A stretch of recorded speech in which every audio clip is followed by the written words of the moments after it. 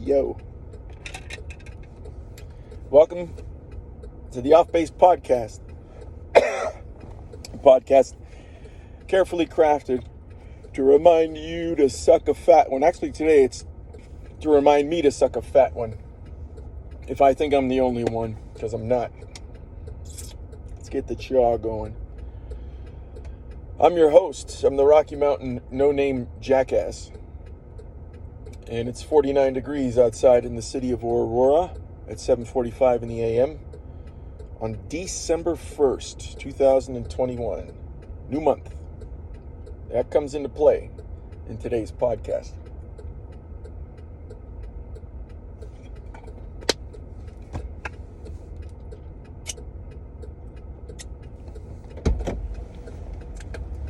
I had to do the spit. Ew, that's so disgusting. Here we go. So, the kids got out of the car. Right before they got out of the car, they said something funny. They started to put me in a better mood. I said to them, oh my God, today, it's already Wednesday today. And they were like, yeah. I said, how'd that happen? And my stepson said, well, because yesterday was Tuesday. And then my stepdaughter said, well, because tomorrow is Thursday. And I said, no. These responses are far too logical. So then I forgot what my stepson said, but my stepdaughter said, because birds flew into the sun and then all of a sudden it was Wednesday. It made me laugh. And I needed that. Because this is very interesting. And tell me if you can relate. Because I think you can. Because I'm not the only one. Come on now. It made me laugh, which was good, because all three of them fucking annoyed me this morning. But it wasn't their fault, and I'll explain why. My stepdaughter, again, similar to yesterday, was talking about the book that she's reading. She's like 90% of the way through and then starts telling me about the book, like in the middle of the story. No context, no background. I don't know what the fuck you're talking about. And then all three of them started talking about the dreams they had last night. My stepson, who, for a 15-year-old boy, when I was a 15-year-old boy, I think I was probably a mumbler when it came to talking to my parents. And probably the most common phrase used by teenage boys to their parents is, You all know what I'm talking about. Not even, I don't know. They can't even get those words to formulate on their lips. It's just, which of course we know means I don't know. Most common phrase. However, my stepson, I gotta hand it to him. The kid, when he talks, is when he's not giving me and my wife a that's his only flaw. Everything else, he's very articulate, and the volume that this kid uses when he speaks is fucking tremendous. Because for years he's been on a headset playing video games with his friends, and when we were in Florida, he actually would play video games in a completely separate room from us because he was so fucking loud because he's got the headphones on, right? But this morning, for some reason, as he was describing his dream, he was talking his normal volume, which is loud, but it fucking annoyed me again. So she was annoying me, he was annoying me, my son was also annoying me, and he was annoying me because he started talking about his dream, and he told me about it when I first woke him up this morning. But as he was relaying it again in the car to his brother and sister, he wouldn't get to the fucking point. And in my head, I'm like, get to the fucking point. But he's 8 years old, What are you going to do? So they were all annoying me, but it was not their fault. Because they were doing just what they normally do in the mornings. And sometimes I would find it funny. Or I want to continue facilitating conversation with them. But I didn't. This morning it was annoying. Now the question is why? And here's the issue. The issue is, and I realized this as we kept driving along, And then I'm like, you know what? After I drop them off, I'm going to get on my podcast and I'm going to just talk about how much they fucking annoyed me. Which they did. It was annoying. But the annoyance came actually earlier in the morning. So we leave our house at 7:15 to drive to school. I make sure that we leave at 7:15 because I have to get back to work. I have to take an hour to an hour and a half out of my day to get them to school in the morning. And that's the reason why I start working at 5:30. Now, my son, the 8-year-old, for like the last 2 weeks, I don't know what the fuck is going on with him, but he's just been dilly-dallying like you wouldn't believe. So this morning, he came down, and of course our elf on the shelf has arrived in our house. And it's a matter of finding the elf in the morning. And I get that. I get it big time. That's a huge thing for a kid, especially one who's 8 years old. So he comes down in the morning and he wants to find the elf, which is great. But he came down this morning because he didn't have any pants to wear to school. And he had to go into the dryer to pull some out. And he said, I'm going to go back upstairs and change and brush my teeth. And then I'm going to come down and look for Coco. And I was like, oh, great. This kid's on it, right? He's not going to be dilly-dallying. He knows what has to get done in the morning. He's got to get changed, got to brush his teeth, and then come down and look for Coco. Well, he did that. He came downstairs. Coco's our elf, by the way. He came downstairs. He looked for Coco. He found Coco. He was all excited. You're great.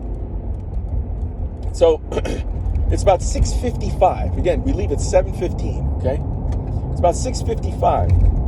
And he found Coco. And I was like, all right, cool. Make sure you go and get your shoes and socks on and get breakfast. He loves to eat Chef Boyardee in the morning. It's hysterical. So, it takes like 45 seconds to a minute to heat it up in the microwave, and then he can wolf it down. So he had 20 minutes to do this, all right?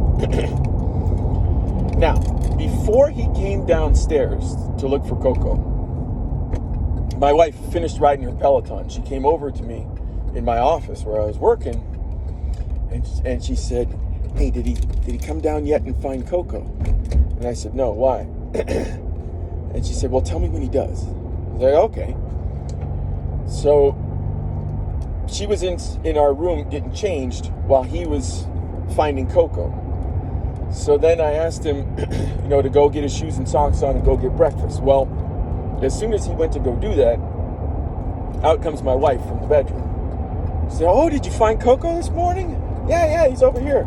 She brings him back into the dining room. And Coco had left all 3 of the kids presents last night. He left them all advent calendars since today is December 1st. So then Coco also left a letter. So my wife now starts reading the letter with him, going through, explaining the advent calendar. And in my mind, I'm like, fuck, he's going to make us late again. He doesn't have his shoes and socks on. He doesn't even have his breakfast going. Jesus Christ. So then, she reads the letter, explains the advent calendar to him. Then he's trying to open up the first date because there's little pieces of chocolate inside. And I'm like, oh, Jesus Christ. And I have an alarm on my phone that goes off at 7:05 to make sure I go outside and start the car because it's fucking cold in Colorado, right? So my alarm goes off 7:05 and he's still sitting there playing with his advent calendar, doesn't have his shoes and socks on, hasn't eaten breakfast. And I'm like, oh, man, what the fuck? So the annoyance that I had with the kids that I discovered wasn't with the kids. It was with my wife. Now let's add on an additional layer. The additional layer is, do I say something now? And the answer to that question is, I don't think so. I mean, I think it'll be a good conversation that she and I will have. But I don't think it's something that we as a couple have to work out, because I think I've already worked it out. And the issue has to do with something that I referenced yesterday called periphery. Letting things come into your field of view. I allowed him to come into my field of view this morning because what I didn't know was that Coco had written a letter to my son about advent calendars on December 1st.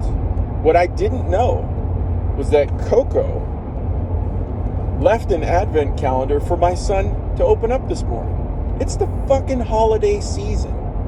It's the season of giving, the season of joy, and a season that you want your children to just relish beyond belief.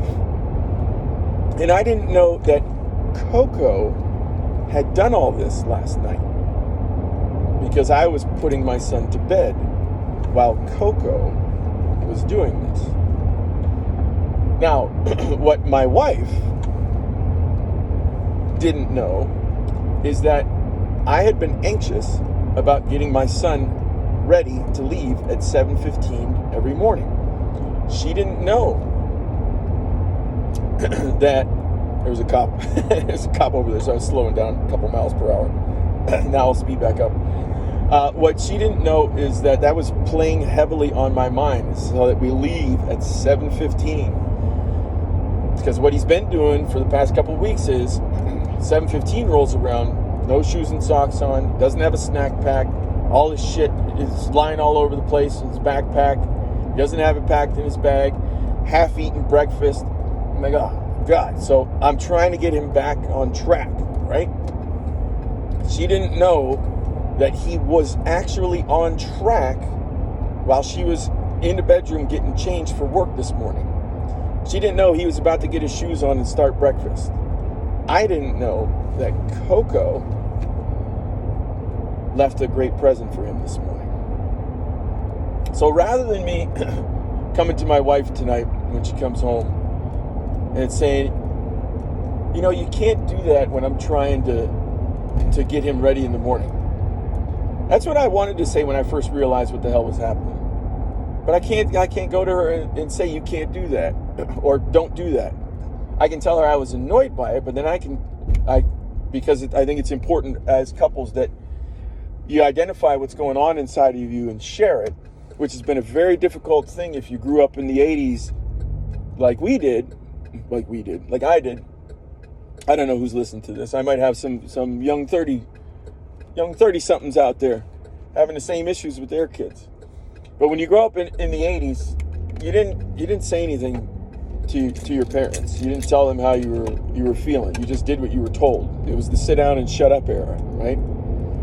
And that's one of the things that I've been working on hard here over the last decade, particularly with my wife because she's so fucking fantastic, is you got to get these things out. You can't. I think marriages are more damaged by what is not said than what is said.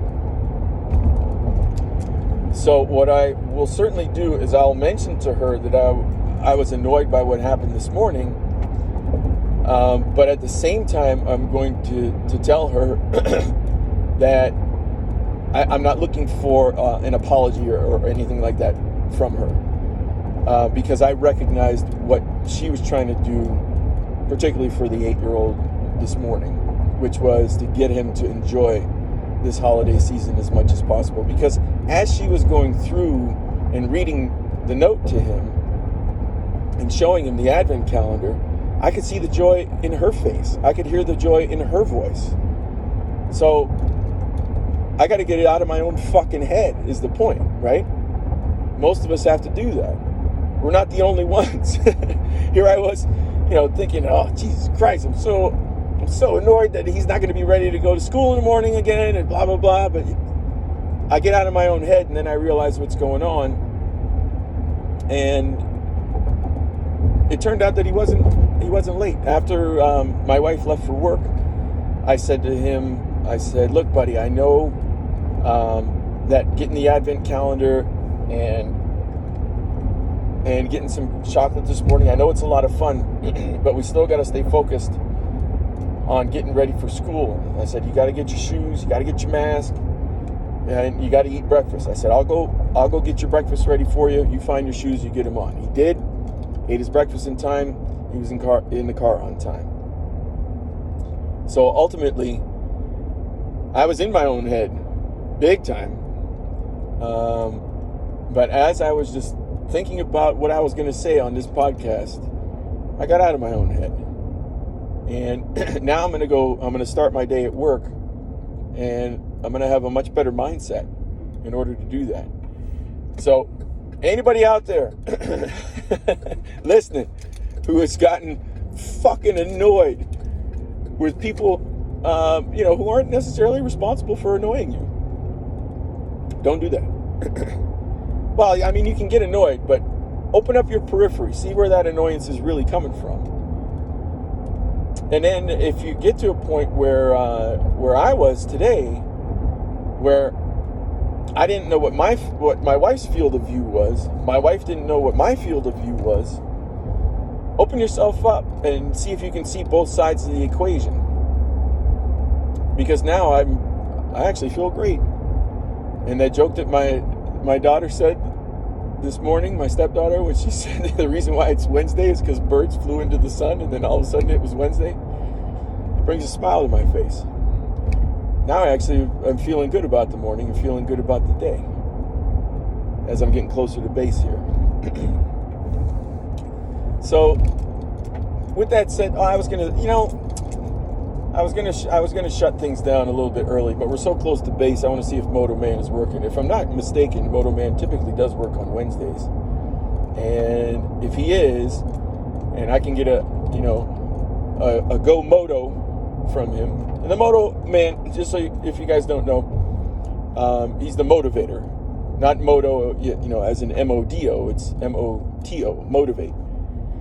So if I can get a moto out of the Moto Man this morning, stay motivated. Might be nice for you guys to stick around and to hear that. But we do have a little bit of a line getting back onto base here. So I'll find something else to talk about. Why not that beautiful Rocky Mountain view? I am coming down a hill and getting a nice view of the Rockies. Not as good as some of the ones that I've had in the past, because it's a bit of an overcast sky today. So a lot of the details of the mountains are not being revealed to me, which is also a fantastic metaphor now that I'm thinking about it. Because the stuff that was going on with our elf on the shelf with Coco was not revealed to me last night, right? And it's fucking funny how all this shit works out. Yeah, ultimately keeping that open mind, widening my field of view, keeping the periphery continuously growing can really help with your overall state of mind, overall happiness. I'm pretty excited to start the day today, seeing what I can get accomplished. Last night for dinner, dude, I love when I get to make the street tacos for me and my wife, because I'll switch it up in all kinds of different ways. Like I'll do a pork tenderloin one, sometimes a pork butt, a roasted pork butt, sometimes shrimp, or like a fish fillet taco. But yesterday I did my favorite, which is the flank steak one. And I kind of didn't want to drink. I wanted to see if I could go 2 days in a row. I know it's tough during this pandemic. But, my stepson and I, we worked out on Monday night. And I didn't drink when I came home on Monday night. But last night I'm prepping dinner for everybody. And I had a Moscow Mule as I was prepping dinner. And then I had a glass of wine with dinner. So that's all right. The red wine goes really well with flank steak tacos, I'll tell you that much. And the way in which I prep them is I'll just take the flank steak out, let it defrost. As soon as it's defrosted, throw on ancho chili powder, cumin, salt and pepper, and olive oil. Rub that in on both sides and just let it sit there and take all those flavors in. They were fucking delicious, man. And flank steak, if anybody's ever not cooked a flank steak out there, if you can get it to a good solid medium rare, just a nice sear on both sides, real hot, excuse me, hot pan or hot griddle, just sear it on both sides for about 2 minutes so that the inside is a wonderful medium rare. And I'm not talking medium, I'm not talking pink. You want a little bit of red in there on a flank steak, because there's a lot of flavor going on inside there. They're usually pretty goddamn good. Sleep-wise, we went to bed at about 9, because we get up so early. I wish I could have slept till around 5, because I start work at 5:30. That would have given me my 8 hours. But I woke up 3:45, And I was like, do I go back to sleep, try to get an extra hour? I was like, nah, I'll just get up. So I just got up. Forgot what I watched. It had something to do with the NBA that I was watching. NBA is so funny nowadays on how it's evolved.